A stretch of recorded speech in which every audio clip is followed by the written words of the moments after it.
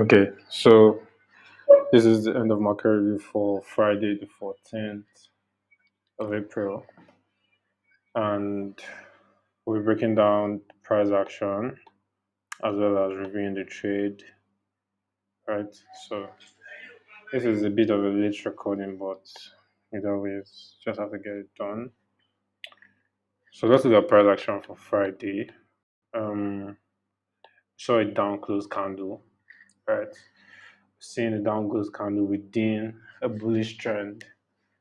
So for me, what I can start to mark out or what I can start to see on the charts, right, is sell side. Price could be hunting for sell stops, right? We know sell stops are resting below this low. We still have this other block right here or breaker block. If price goes through it, this becomes a breaker block, right? This also could be a breaker block, right? So we could see price go through this, right? Retest this and move lower. Remember, we have a weekly fair value gap within this shaded area here. We also have a daily order block, right? So we also have another fair value gap, another daily order block. So I'm not saying price is going to come all the way here, but I'm saying price could be seeking liquidity, right? We have liquidity, we have imbalances as well towards the downside. But let's see what price does. Right, dropping down to the 4 hour. So we can see the new week opening gap for last week, right? Price retested this level a lot, and this is something that ICT actually taught. So this was actually my first week implementing this, right, in the live market, so actually using this to read price, and price made a lot of references, right? You can see here price came into the low of the gap, and this is where we closed, right, within the gap, right? We closed within that gap. So price made a lot of references. Price used this level, this zone a lot. Price respected this zone a lot of times. So that's interesting to see. So we know we have what below here, sell stops, right? Let's get rid of some of these old lines. Let's get rid of this sell side. Let's get rid of new week opening gap, right? And let's mark out some new levels, right? So where's the new buy side? Buy side will be above here, above this high. Sell side will be below this low. So what range are we trading in? We're trading in this range right here between this low and this high. So we have buy stops above here. We have sell stops below here, right? We also have equal lows down here, and we have our fair value gap. So let's see where price wants to go, right? On the hourly, this is looking like a breakout block, right? This candle here. Let me mark out this one right here. Right, and you can see price retesting it. You can see how price broke through it, retested it. So we could see a continuation to the downside, possibly. Remember, this is not this is just my own opinion, right? This is not actually a signal. So let me annotate this line real quick. Buy side liquidity BSL. And here is sell side liquidity, right? So we marked it out like that. This candle could be a breaker, right? So let's drop down to the hourly chart. And it's pretty much the same, right? You can already see price has taken a lot of sell side liquidity. Remember, we had the 4 hour breakout block. Let's go back to the 4 hour. Let's go back to the 4 hour breakout block. So the purpose of reading price, even though this is not actually what I trade using, is just to get conversant with price action. You get good with price action. read price like an ICT student. Basically, this helps like read price. This helps me read price like an ICT student, even though this is not actually my trading model. You know, my trading model has nothing to do with the daily bias or having a bias at all.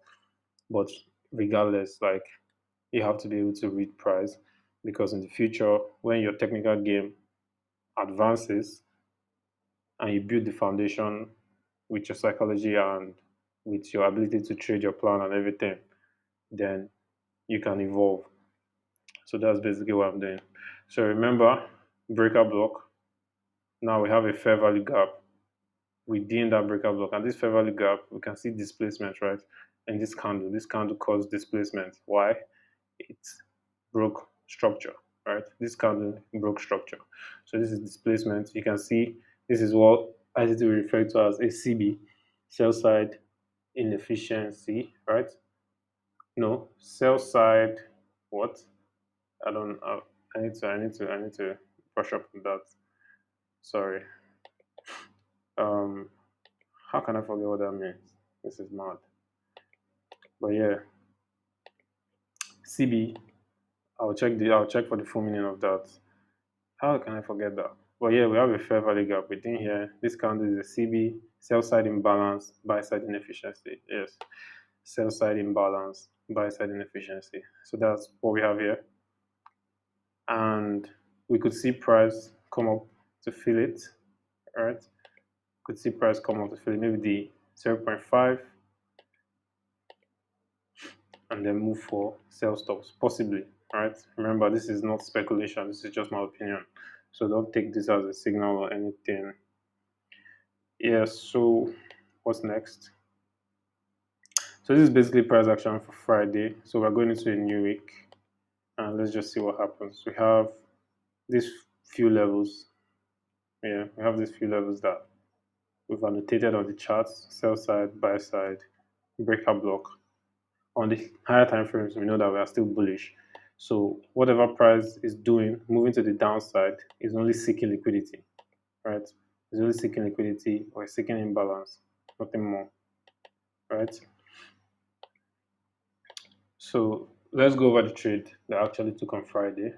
So I think this is the 17th trade. So is I have what three trades left. So yeah, that's three trades left, and then we're done with the exercise, right? Because 20 trades, we've executed 17 trades, and this trade was actually the fifth win in a row. No, the fourth win in a row. Yeah, so four wins in a row this week, but it's nothing to be excited about because that's actually just the model playing out. We've also had a situation where we took three losses in a row. We've also had a situation where we took two losses in a row. So it's just the model playing out. It has nothing to do with me. But the only thing I did was execute the model. So that's all I can give myself credit for is executing the model.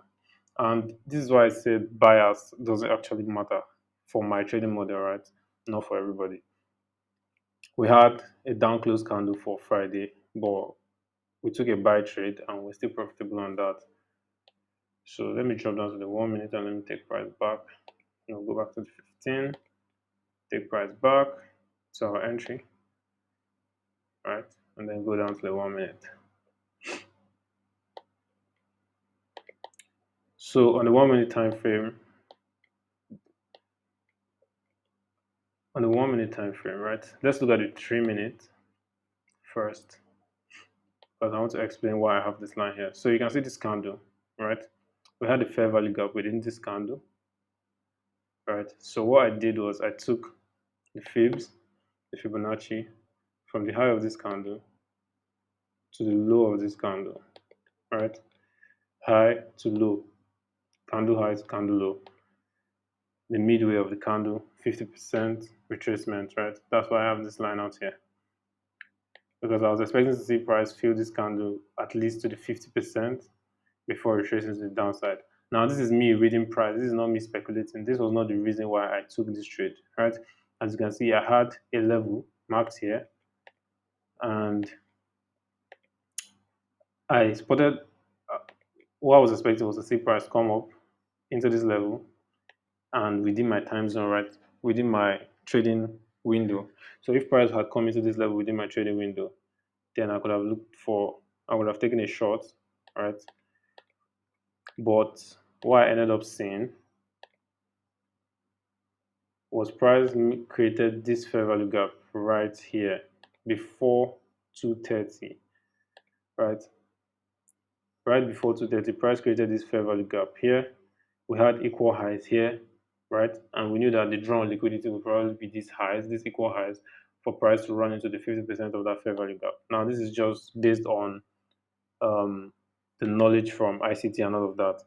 You can see we have another fair value gap here. This fair value gap got filled, right? But you can see that price came into that fair value gap again, created another fair value gap. Now, price created this fair value gap at 220. So I'm sitting at the chart, it's 220. Price creates this fair value gap. And what do? I wait, right? I didn't enter on this candle, right? I did not enter on that candle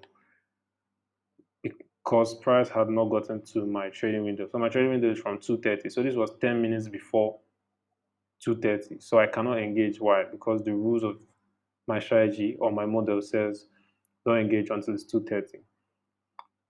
So I was ready to miss out on this trade, right? And wait for possibly another trade after 230. So fast forward price. Um,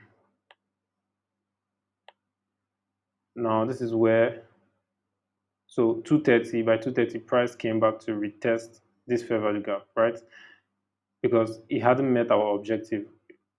Our objective is always 2R, right? So seeing as price reacted off of this level, it did not meet the objective of 2R. Price came back to retest this fair value gap. Now this is common, right? You can see one example here. Price tests this fair value gap, moves to the upside, comes back to retest it, moving to the upside, right? Same thing here. Price tests this fair value gap, moves away from it, comes back to retest it. So this was my entry. This was my entry for the longs, right on 230, and then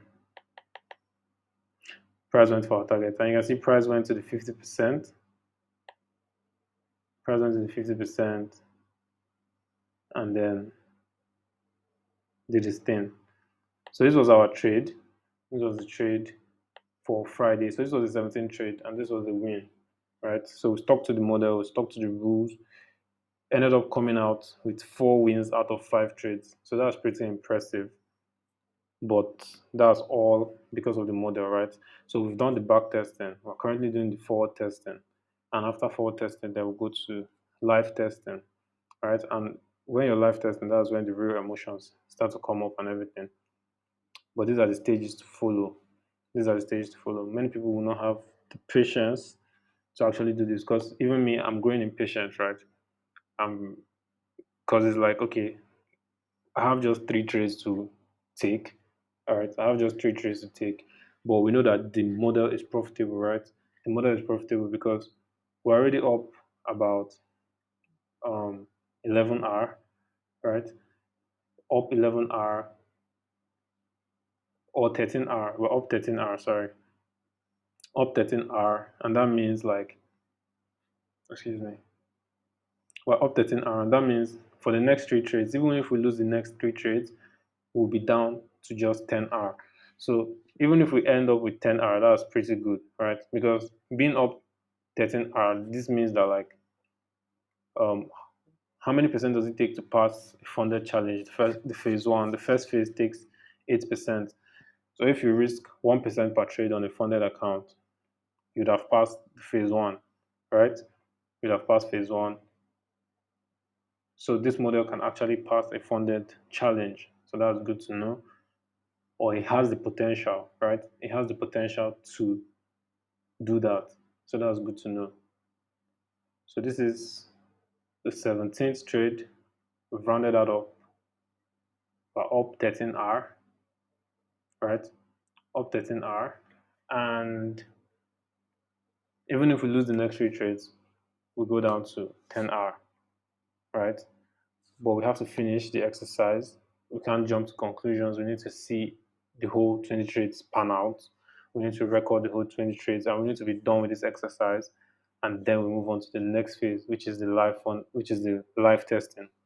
All right. So this was a very straightforward thing, and you can see like even I'm very sure like everything is getting boring because this is real trading. It's very boring, very effortless, very rule oriented, right? At least for a beginner, right? For a beginner, it's less speculative and more just about being more mechanical, right? So this is a very mechanical strategy. As you can see, we don't move stops, we don't take off partials, we don't do anything. It's just very simple. Either you lose 1 hour or you make 2 hour. So this is a very mechanical strategy. And we're almost there, we're almost at the end. 3 more trades left. So that's very exciting. That's very exciting. And at the same time, it's very boring. It's very boring. Trading used to be um, exciting at some point, but that was for the days where you didn't really know what you were doing, right? Because you're speculating all the time.